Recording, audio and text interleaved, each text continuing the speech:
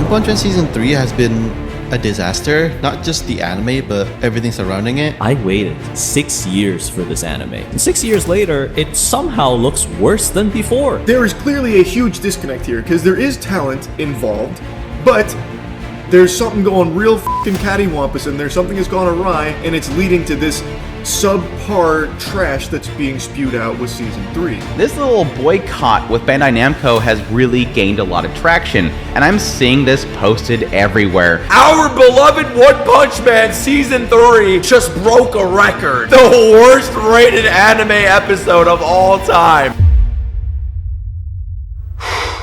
Boy, that escalated quickly.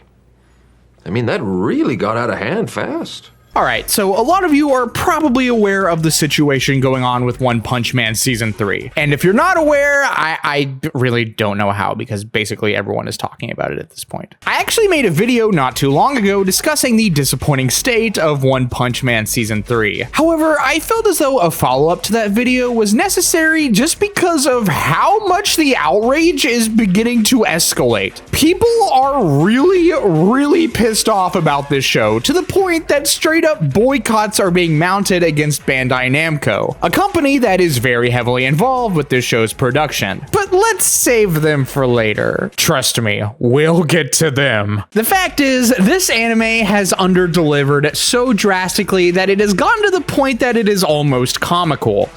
Or at least it would be if it wasn't so depressing. And recent developments have really only exacerbated this outrage. A couple of weeks ago, image previews for episode 5 of season 3 began to pop up on the internet. And there was this strange feeling that One Punch Man fans were beginning to feel that had almost become foreign to them at this point.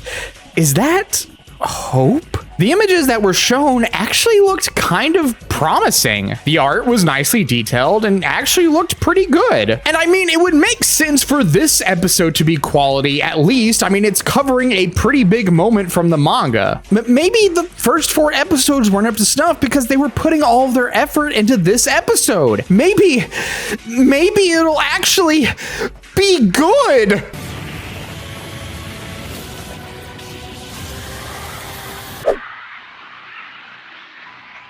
That's it? Yeah, it really does go to show that still images are not indicative of animation quality, and this is, well... Oh man, this is just embarrassing, man. Like, if you could take a clip from an official anime adaptation and compare it to a fan animation of that same scene, and the fan animation looks better, yeah, that's a huge issue. And if the floodgates weren't already burst open by the angry fans before this, now there's really no stopping it. People are not only pissed, but full on radicalized now. Like, before, people were lashing out at JC Staff's animators and the director Shinpei Nagai. There was even one point when Madhouse, the studio that produced season 1 of One Punch Man, put out this completely unrelated tweet talking about how they were holding this web company information session thing for new graduates within the industry, and the comment section was completely filled with fans begging them to come back and animate One Punch Man. Like, it was insane.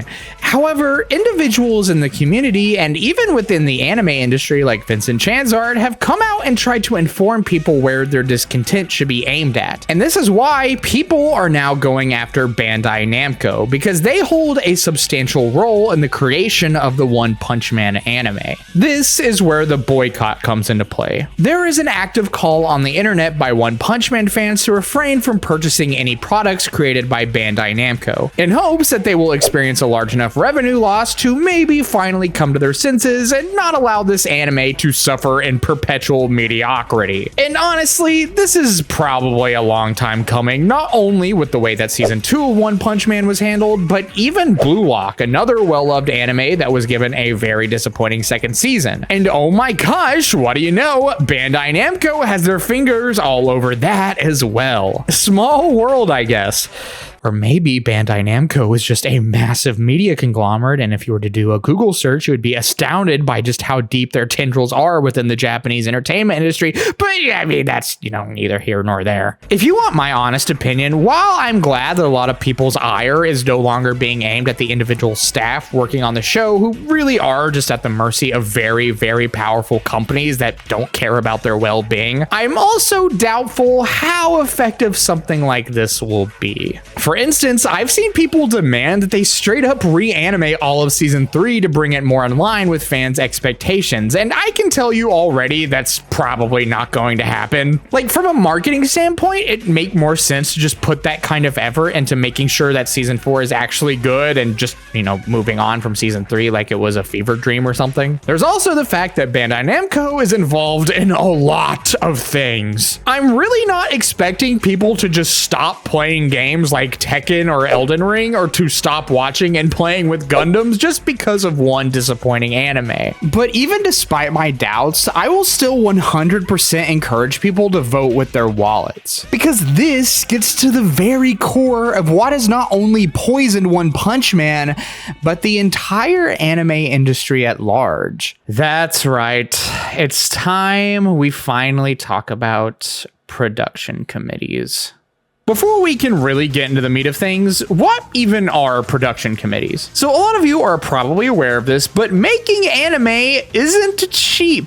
In fact, and shocker I know, it's actually very expensive. And there can be a lot of risk involved if you're working on a project that isn't guaranteed to be a smash hit. And this was especially true in the 70s. Back then, typically a single entity would fund an anime's production, whether it was a sponsor, a TV network, or even the animation studio itself. They would be the ones coughing up every penny and dime to make sure that anime saw the light of day. And needless to say, this is kind of a scary scenario. After all, what happens when no one cares about your anime and it just flounders? That is potentially a ton of money down the toilet and could even lead to a studio or company going bankrupt. This was the inherent risk of anime production back then.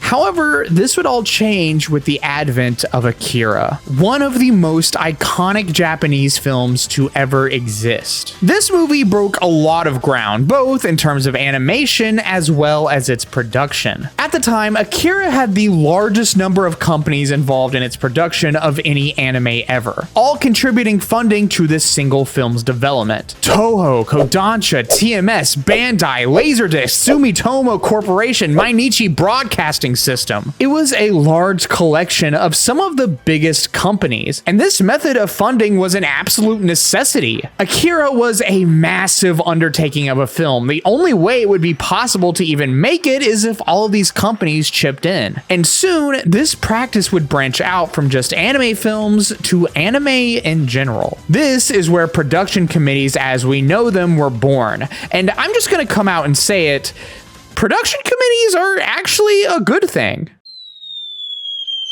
In theory! I guess what I'm saying is that the idea of production committees is a good thing. I mean, it seems pretty sound, right? When you have all of these different companies contributing to an anime, the potential risk of money loss is much lower if your anime fails. Additionally, there's a lot of layers to anime production and marketing, so it would make sense to have different companies involved that specialize in all of these different facets. Again, this is good in theory, because the fact of the matter is that it would seem that many of these committees are run by some of the most short-sighted, money-hungry people imaginable. Something to keep in mind is that just because there might be several companies on a production committee, that doesn't mean that the money is split equally. And it would seem that the ones that usually get the short end of the stick are the studios that actually make the anime for these committees. Often, they're not paid enough to cover their expenses. I mean, look at Ufotable. They got into a huge scandal a couple of years ago for tax evasion, and the only reason they even did it was because they just weren't paid well by these committees and would always end up in the red. And it only gets worse when you take into account the huge demand for anime. We're currently living through a modern day anime craze. People are more hungry for this stuff than ever before, and these production committees are fully aware of that and are determined to make as much money hand over fist as as they possibly can. This means more anime as fast as you can get it out. And this has led to incredibly tight production schedules that hinder the people who actually have to sit there and draw all of this. Meanwhile, the people on the committee make off with the lion's share of the profits, while the animators are the ones who have to suffer the brunt of people's rage. Because at the end of the day, the quality doesn't even really matter, does it? The only thing that matters is the brand. This show doesn't have to be good for people to watch it because One Punch Man is in the title. People will watch it regardless, like the good little peons they are, and give us all of their money. If we want things like this to stop happening, I think the most important thing is that we keep talking about this. This is why I make these videos, to create discussion, because it's important that people are aware that things like this are happening. Of course, you shouldn't harass any of the staff, but you should make your voice heard. Don't stop complaining. Don't accept any of this. It's unbelievable that a series like One Punch Man can be treated like this. But this is the reality we live in. Apathy is these committees' best friend. And if we're apathetic, it's only going to get much, much worse.